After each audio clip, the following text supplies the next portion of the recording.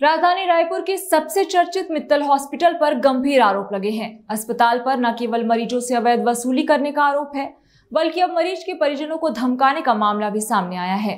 पीड़ित परिवार के अनुसार अल्बर्ट इक्का नामक मरीज को ब्रेन हेमरेज की स्थिति में इलाज के लिए मित्तल हॉस्पिटल में भर्ती कराया गया था। इलाज के दौरान अस्पताल ने परिवार से आयुष्मान कार्ड के माध्यम से लगभग 3 लाख रुपए का भुगतान कराया।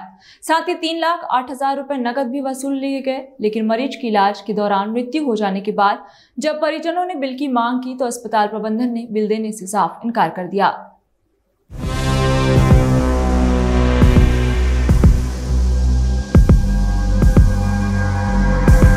हॉस्पिटल साइड से मतलब धमकियां वगैरह भी मिल रही हैं। लापरवाही मिली है। मतलब आप 60,000 ले लो, अगर आप नहीं लोगे तो फिर हैं ऊपर लेने वाले। आप हमको 1 करोड़ दीजिए।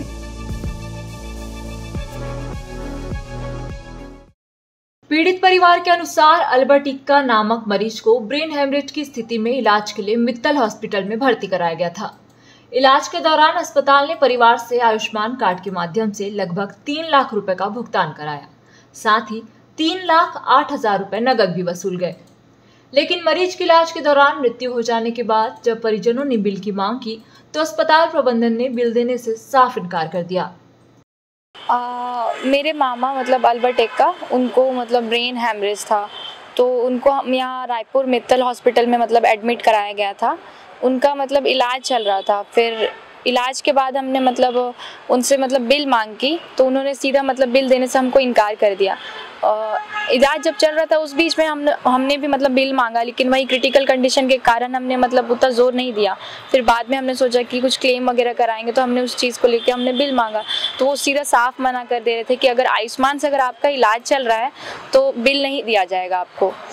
तो हम तो बिल आयुष्मान का थोड़ी मांग रहे थे, हम तो जो कैश दे रहे थे, जो आप हमसे कैश ले रहे थे उसका बिल मांग रहे थे। तो जो कैश उन्होंने हमसे लिया वो लगभग 3,08,000 था और जो आयुष्मान से भी कटा वो भी समथिंग 3 लाख था।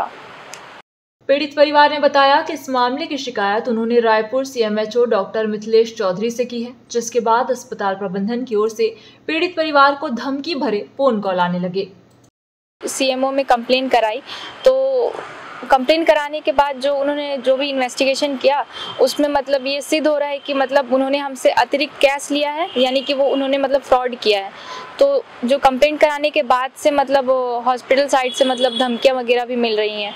वो उनकी वाइफ वो डॉक्टर सुमन मित्तल द्वारा। क्या बोल रहे हैं वो मतलब मेरे करियर पे इस टाइप से बात कर रही है कि तुम अभी बहुत छोटी हो, तुम्हारा अभी करियर बहुत बचा हुआ है, अगर एक बार तुम्हारा नाम पुलिस में चला गया या साइबर क्राइम में चला गया तो तुम्हारा पूरा मतलब करियर खत्म हो जाएगा, इस टाइप से। वो सामने से ऐसे बोलते थे कि मतलब आप 60,000 ले लो, अगर आप नहीं लोगे तो फिर हैं ऊपर लेने वाले, इस टाइप से बात करते थे। आपको जो करना आप कर लो, इस टाइप से। पुलिस पे मतलब इस चीज़ की मतलब आवेदन एप्लीकेशन दी है, लेकिन उसमें भी मतलब कोई मतलब आगे कोई एक्शन लिया ही नहीं जा रहा। मतलब ये प्रोसेस चल रहा है इस टाइप से, मतलब वो बात करते हैं बट नहीं, वैसे तो धमकियां नहीं आ रही, बस ये डॉक्टर्स सॉरी मतलब हॉस्पिटल साइड से मतलब कॉल और मैसेज में। आप लोग क्या चाहते हैं अभी वर्तमान में, आप क्या चाह रहे हैं?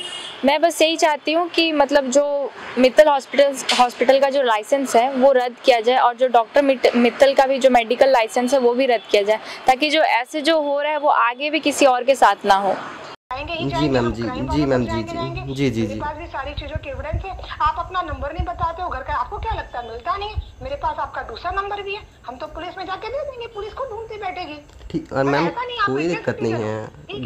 गलत होंगे तो आप फोन चालू करते हो और बंद कर देते हो, ठीक है? किसी से भी बात करना तो उससे आपको क्या लगता है बच जाओगे? क्राइम ब्रांच में हमने ऑफिशियली FIR कर दी ना, ठीक है? उसके बाद पुलिस आपको कहीं से भी ढूंढ के निकाल लेगी। तो मैम गलत करेंगे तो निकाल लेगी, कोई दिक्कत नहीं। हम तो कुछ गलत किए ही नहीं है। आप करो जो करना है, हम भी करेंगे फिर पुलिस में। हम भी मुझे भी वही लगता है कि मुझे क्राइम ब्रांच और पुलिस में जाना पड़ेगा और लड़की के घर वालों तक जाना पड़ेगा, क्योंकि वो भी देखना पड़ेगा ना कि लड़की के घर वाले चाहते हैं कि लड़की की समाज में बदनामी हो कि लड़की ब्लैकमेलर है और वो बंटी बबली करने की जो हरकतें कर रहे हो वो सही है क्या, उनको भी पता, उनसे भी एक बार पूछना पड़ेगा, ठीक है? तो मैम बिल लेने गए थे अपन को। बिल करो ना, ब्लैकमेलिंग करो बेटा। अरे मैम वही तो मैं आपसे पूछ रहा हूँ, आपसे मैं बिल मांगने गया था, क्यों नहीं दिए बिल? मैं क्या बोल रही हूँ, आप ब्लैकमेलिंग करो, ठीक है?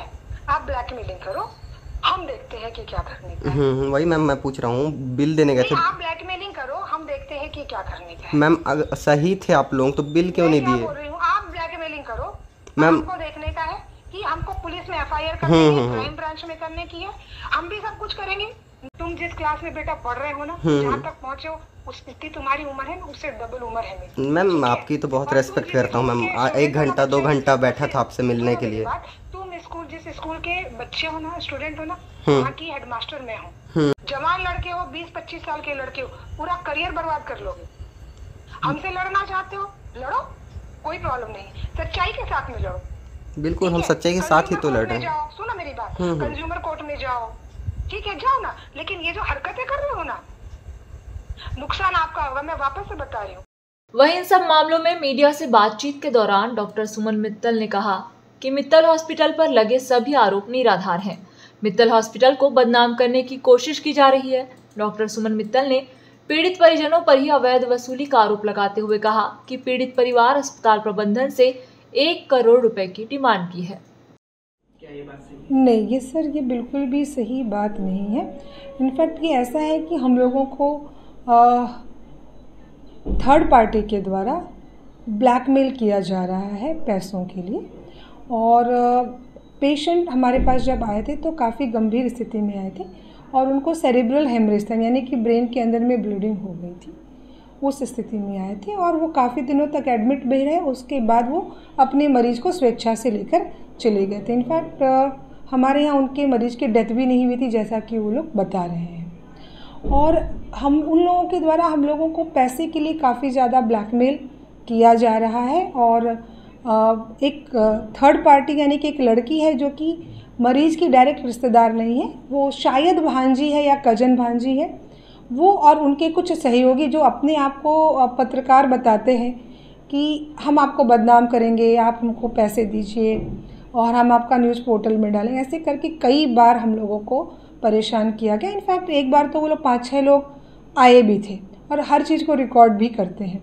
जहाँ तक पैसे की बात है कि उसके बारे में ऑफिशियल क्लेरिफिकेशन हम लोगों ने रिस्पेक्टेड सीएमओ सर को दिया हुआ है कि किन परिस्थितियों में क्या चीज़ें हुई थी। एक बार उस बच्ची का फ़ोन आया था, जो कि वो 20 साल की बच्ची है और उसके पीछे कुछ और लोग हैं जो उनको बहका करके पैसा वसूली करना चाह रहे हैं। और मेरी खुद की बच्ची 20 साल की है, तो मैं इनको ये समझाया था कि बेटा ये काम नहीं करना चाहिए, आप लोगों के पढ़ाई लिखाई करने की उम्र है और आप इस तरह से कर रहे हो तो आपके पेरेंट्स से हम बात करेंगे और जजबूर यहाँ से बहुत दूर नहीं है, तो हम आपके पेरेंट्स से भी आके बात कर सकते हैं कि जिस तरीके से एक अच्छे घर की लड़की दूसरे लोगों के बहकावे में आकर के हम लोगों को ब्लैकमेल करने की कोशिश कर रही है, जो कि किसी भी तरीके से सही नहीं है, ना तो सामाजिक तौर पे और अगर अपन मेडिको लीगल बात करें तो भी इस तरीके की चीज़ें सही नहीं है। ये बातें मैंने उनको प्यार से समझाई थी। एक्चुअली पेशेंट के रिश्तेदार मैं नहीं कहूँगी, ये थर्ड पार्टी है जो कि पेशेंट के कज़न भांजी है या भांजी है, वो और उनके कुछ मित्र जो कि अपने आप को पत्रकार बताते हैं, है ना, वो लोगों ने हम लोगों से एक्चुअली वसूली करने की कोशिश की है। 5-6 लोग करीब वो लोग आए थे और उन लोगों ने करीब उन्होंने बिल्डिंग देखी, फिर उन्होंने कहा कि आपकी तो इतना बड़ा हॉस्पिटल है, इतनी बड़ी बिल्डिंग है, तो आप हमको 1 करोड़ दीजिए, तो हम ऐसी कोई चीज़ बात नहीं करेंगे। और इस चीज़ को हम लोगों ने साफ साफ इनकार किया और हमने उनको बताया कि जो भी परिस्थितियाँ हुई उसके बारे में एनीवे हम ऑफिशियली बता भी चुके हैं। वहीं जब रफ्तार मीडिया की टीम में रायपुर सीएमएचओ डॉक्टर मिथिलेश चौधरी से बात की तो उन्होंने बताया कि इस मामले में अस्पताल प्रबंधन की लापरवाही सामने आई है और कार्रवाई के लिए उन्होंने निर्देशित कर दिया है। उस पर जांच कराई गई थी और लापरवाही मिली है और उसके लिए मेरे द्वारा अनुशंसा सहित कार्रवाई के लिए राज्य को लिखा गया है। लेकिन सर हॉस्पिटल के संचालक द्वारा बताया जा रहा है कि ऐसी कुछ भी कार्रवाई जो है वो की नहीं गई है। कार्रवाई होगी तो उसको पता चल जाएगा। वो तो राज्य को भेज दिया है, मैंने अनुशंसा के साथ भेजा कार्रवाई के लिए। हॉस्पिटल प्रबंधन की ओर से मिल रही धमकी को लेकर पीड़ित परिवार ने रायपुर के पंडरी थाना में लिखित शिकायत भी दर्ज कराई है।